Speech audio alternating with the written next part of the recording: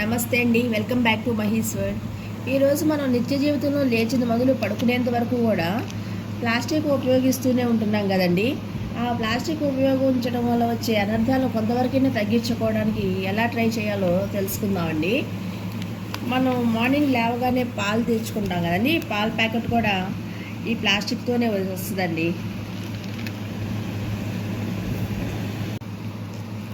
ఈ ప్లాస్టిక్ ఉపయోగించడం వల్ల మన ఆరోగ్యానికే కాదండి, అనేక జీవరాశులు కూడా నష్టపోతున్నాయండి. దీన్ని ఉపయోగించడం వల్ల మనం కొన్ని రకాల క్యాన్సర్స్కి బలవ్వాల్సి వస్తుందండి. అలాగే జుట్టు ఊడిపోవడానికి కూడా మెయిన్ కారణం ఈ ప్లాస్టిక్ వాడకమే అంటున్నారు. చేయాలంటే మనం ప్లాస్టిక్ బ్రషే ఉపయోగిస్తాము, దానికి వేరే ఆప్షన్ లేదండి. పందుబొల్లు అంటే మనకు అయ్యే పని కాదు. కానీ ప్లాస్టిక్ టంగ్ క్లీనర్స్ బదులుగా కాపర్ టంగ్ మెయిన్గా మనం ఉపయోగించే వాటర్ బాటిల్స్ అండి. వీలైనంత వరకు ఇలా ప్లాస్టిక్ బాటిల్స్ మనం అవాయిడ్ చేద్దామండి. స్టీల్ బాటిల్స్ మాత్రమే వాడదాము. ఇప్పుడు కాపర్ బాటిల్స్, స్టీల్ బాటిల్స్ వస్తున్నాయి. ఎవరి వీలుని బట్టి వాళ్ళు తీసుకుని వాడుకోవచ్చు. ఇంకా ముఖ్య విషయం అండి, మనం బయటకు వెళ్ళిన ప్రతిసారి మనం వాటర్ బాటిల్ మనం క్యారీ చేసినట్లయితే డిస్పోజల్ వాటర్ బాటిల్ తీసుకోవాల్సిన అవసరం రాదండి. అవి తీసుకోవడం వల్ల మనం తాగి ఎక్కడ పడితే అక్కడ పడేయటం వల్ల అవి భూమిలో కలవడానికి కొన్ని వందల వేల సంవత్సరాల టైం తీసుకుంటుంది. ప్యాకింగ్లోనే వస్తుంది కదండి. మనం తెచ్చుకున్న వెంటనే స్టీల్ బాక్సుల్లో కానీ గ్లాస్ జార్లో కానీ పోసేసేయాలండి. అలా ప్లాస్టిక్ కవర్స్లో ఎక్కువ రోజులు ఉంచకూడదు.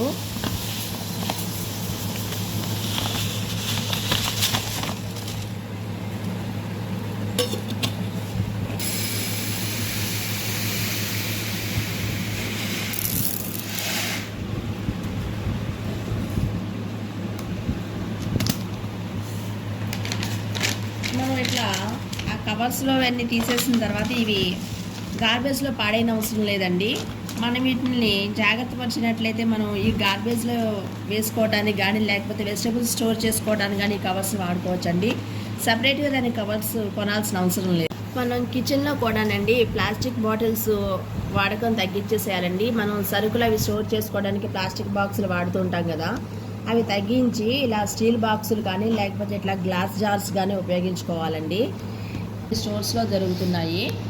అయితే మనం జామ్ తీసుకొచ్చుకున్న, హనీ తీసుకొచ్చిన ఇలా గ్లాస్ జార్స్ వస్తాయి కదండి, వాటిని ఇట్లా రీయూజ్ చేసుకోవచ్చు. మనం చూస్తున్నారు కదండి, మనం బయట నుంచి ఇట్లా కర్రీస్ అవి తెచ్చుకుంటాం కదా, కర్రీస్ అవి తెచ్చుకున్నప్పుడు రెస్టారెంట్లో ఇట్లా వేడివి ఇట్లా వేస్తూ ఉంటారండి. ఇలాంటి బాక్స్ వేయటం వల్ల ఆ వేడి వల్ల అది మెల్ట్ అవుతూ ఉంటుంది ప్లాస్టిక్ అంతా. మనం ఇంటికి తెచ్చుకున్న వెంటనే దాన్ని స్టీల్ బాక్స్లోకి మార్చేసుకోవాలండి. లేకపోతే ఆ ప్లాస్టిక్ అంతా మెల్ట్ అయ్యి మనం తినే వాటిలో కలుస్తుంది.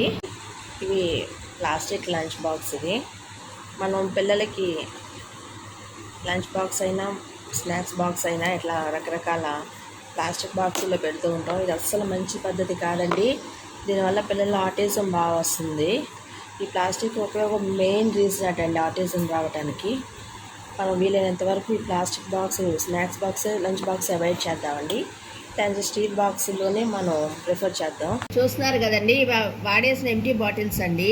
ఇది ఏ రోజుకి ఆ రోజు మనం డస్ట్బిన్లో వేసేస్తే వాళ్ళు డంపింగ్ యార్డ్లో పడేస్తారు. అది భూమిలో కలవడానికి కొన్ని వందల వేల సంవత్సరాలు పడుతుందండి. అలా కాకుండా ఇవన్నీ మనం కలెక్ట్ చేసి పెట్టినట్లయితే వాళ్ళు విఎంసీ వాళ్ళు గార్బేజ్ కలెక్ట్ చేయడానికి వచ్చినప్పుడు మనం వాళ్ళకి ఇచ్చినట్లయితే వాళ్ళు వాడుకుంటారండి. మనం బయటకు వెళ్ళినప్పుడు ఇట్లాంటి జూట్ బ్యాగ్ కానీ లేకపోతే ఇట్లాంటి క్లాత్ బ్యాగ్ కానీ క్యారీ చేస్తే మంచిదండి.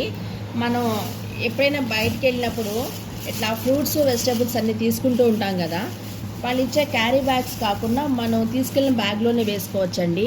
మనం కొంతవరకు ప్లాస్టిక్ బ్యాగ్ని వాడటం తగ్గించిన వాళ్ళం అవుతాం. ఇది స్వచ్ఛందంగా ఎవరికి వాళ్ళు చేయాల్సిన పని. ఈ ప్లాస్టిక్ వినియోగాన్ని తగ్గించడానికి నేను ప్రయత్నం చేస్తున్నానండి.